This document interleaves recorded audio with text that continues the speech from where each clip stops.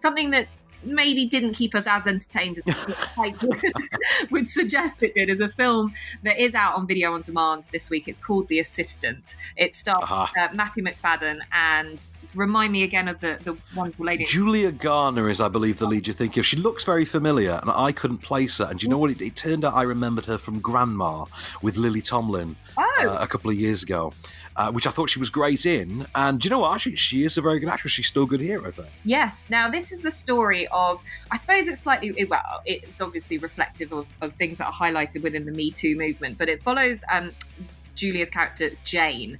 She is a young intern or on the first step of the ladder working for a big entertainment mogul. And she's working the office. So she's the first one in, the last one out. And it's the monotony of this job which is displayed in the film The Assistant. And ultimately, she starts to see certain elements of abuse that is kind of put towards her because of where she sits on this ladder. And eventually, she moves towards making a stand for this. Hi. The new assistant's here. What address do you have? Okay, hang on. Right. I'm not sure what happened there. Sorry, who? Okay, let me check on that. I'll get back to you. Girl. She says she starts today. Hey. There's a girl waiting at reception. She says that she's supposed to start here today. Working here with us? Where's she from? Where's she from? Idaho. Idaho? Is that the one you met in Sun Valley? Oh, her. She's been here before. A few times. Send her in. Now, first and foremost, what I would say is not a lot has happened in that clip. And that's pretty reflective of the film. Am I wrong? You're not wrong at all. I mean, the first thing about it, I mean, it's a very sexy looking film. It's got a very Soderbergh look to it. You know what I mean? That raw verisimilitude to it. I thought, okay, this is a good looking film. This is like Girlfriend Experience does Swimming with Sharks. Yeah, I can get really down with this. Good analogy, actually. The Girlfriend Experience is exactly what I was thinking when I first saw it, but without all the smut. Also, slight difference. The Girlfriend Experience is a very good movie. This, less so. Yes, exactly.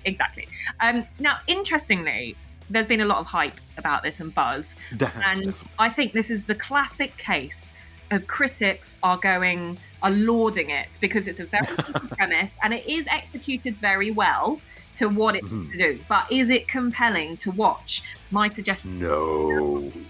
It is. The point of the film is to bring out the monotony of what her day-to-day life is. And I'm so down with all of that. However, when it carries on for an hour and a half, I'm no longer down with that. And it's... Yeah, I understand, yeah. It's too laboured, isn't it? I mean, I get that we need to feel the ennui, we need to feel the minutiae of her day-to-day. And don't get me wrong, Julia Garner does absolutely sell the reality of that, the stylistic approach that they've taken, that Kitty Green has taken in directing this.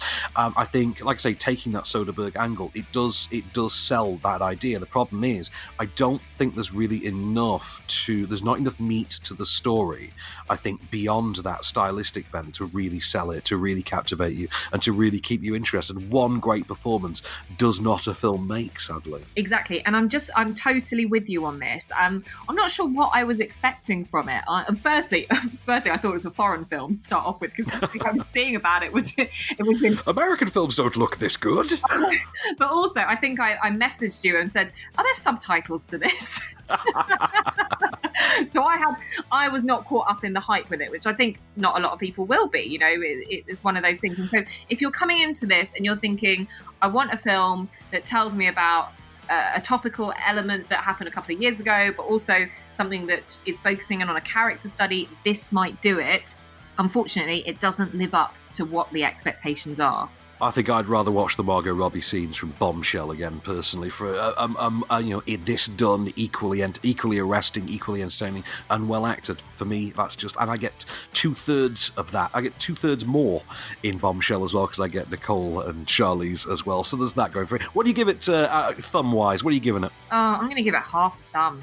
Like, it's, Half a it's thumb. beautiful to look at, but not much more. I'm giving it 1 thumb just for the stylistic tone and that performance, which I think are both great. But again, one performance does not a film make. So this is on digital. This is one on digital from today.